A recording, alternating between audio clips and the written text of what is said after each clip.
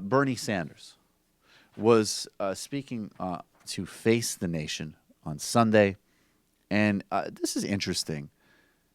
Dickerson is asking about Russia. This is sort of generally, in some ways, how I would answer the same question. I think that it's important, again, to, unless there is a smoking gun that is released, and even then, who knows? This administration has been relatively Teflon with their base, but if a video was released of like, no, we're making Trump a president. We have a video with Ivanka. This is very nice. And then we make him with the voting machine, and he become a president. Maybe this will blow up. But the truth is, we sound like a Borat that people don't even know. We are playing a chess game. We are playing a chess game. It is like American rapper Nas. He say, I play chess with babies. This is what we are doing with America. So if that video gets released, that might make some waves. And it is making waves right now. But let's bank on a depressing scenario. Is there a problem? Let's bank on a depressing scenario. There will be more revelations. It will be vindicated and confirmed that Russia absolutely played a role in this election. They absolutely favored Donald Trump. The Electoral College still gives him the presidency. We still have a far-right, neo-fascist, corporatist, dangerous threat to human well-being on planet Earth in office. His base doesn't end up really caring. Republicans, maybe they lord it over him a little bit. Ultimately, as long as I think he basically stays out of the way and they can decimate the country, they don't care. And we're back to square one.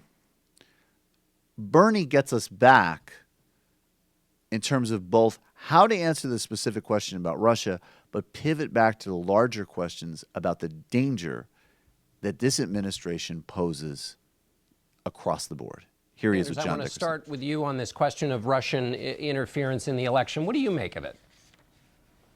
Well, I think when you have the intelligence agencies saying that happened, when you have John McCain, when you have Democrats, when you have a bipartisan effort saying that we need an investigation, because this is very serious stuff, I think we go forward.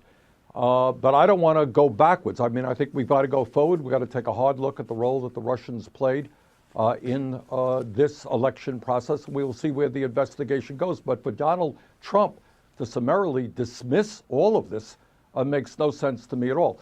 But John, I'll tell you what my major concern is right now, what I'm hearing from people all over Vermont and all over this country, is during the campaign, Mr. Trump made some promises. And what people want to know is he's going to keep the campaign promises that he made. He said, I, Donald Trump, am not going to cut Social Security. I'm not going to cut Medicare. I'm not going to cut Medicaid. And yet we're seeing Republicans in the Congress coming forward with devastating plans to cut Social Security, to cut Medicare. And I challenge Mr. Trump today. Tell the American people you're going to keep your campaign promises.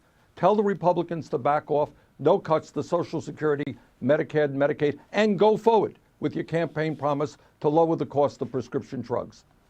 But these promises or these ideas that are being floated by Republicans, as you point out, are not coming from Donald Trump himself. So right. You still give him the benefit of the doubt on that. Well, but I think it's important when you appoint somebody like Congressman Price to be head of Health and Human Services agency, who has spent his career in trying to cut or privatize Medicare. I mean, that's not a good signal to send. So I think all that Mr. Trump has got to do today is to tell his Republican colleagues in the House and the Senate, back off, it ain't going to go anywhere. I'm going to veto any legislation that will cut Social Security because I promised the American people that I would not do that. Look, we have people watching this program right now. We got disabled veterans watching this program right now who are trying to get by on $12,000, $13,000 a year in Social Security. And they are frightened about cuts to Social Security. My view is we have got to expand Social Security benefits by lifting the cap on taxable income. If we do that, we can extend Social Security for 50 years. Only the top 1.5% of people in this country will pay more in taxes. That's the right thing to do. But at the very least, President-elect Trump has got to reassure the American people he's going to keep his promises. All right. That's exactly right. And there's three quick impressions from that. One, it's very, very important to not always chase the shiny lights. The Russia dimension is incredibly important, but it's still, there is a broader threat here that is going to continue past this investigation. And there's a broader foreign policy threat. I think that the dimension of appointing Rex Tillerson from Exxon, who has a very close relationship with Russia, you have a petro-based and carbon-based foreign policy in the United States to begin with. It's going to be obviously accelerated in this administration.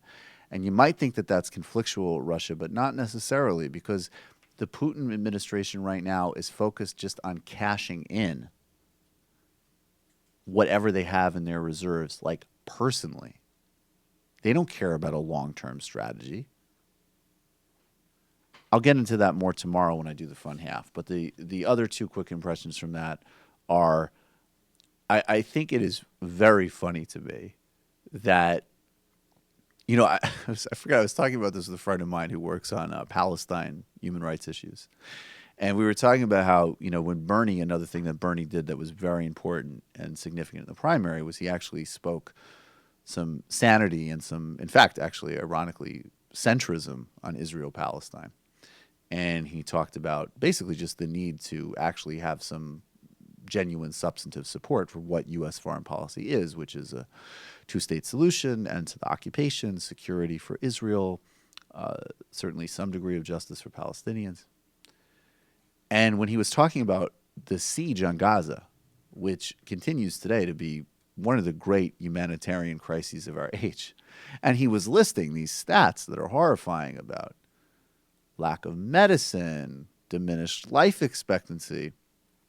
And then at one point in the clip, he's like, I don't remember what the stat was, but it was something like, and the youth unemployment rate in Gaza is 60%. It's like he really has his passion zone. So I love where he's just like, yeah, I mean, look, if Russia's toying with their elections, not good. We should totally investigate it. And Medicare and Social Security being cut? No fucking way. He's a purpose-driven politician. Hey, it's Sam Seder. Why don't you subscribe to this channel? You can do so right over here.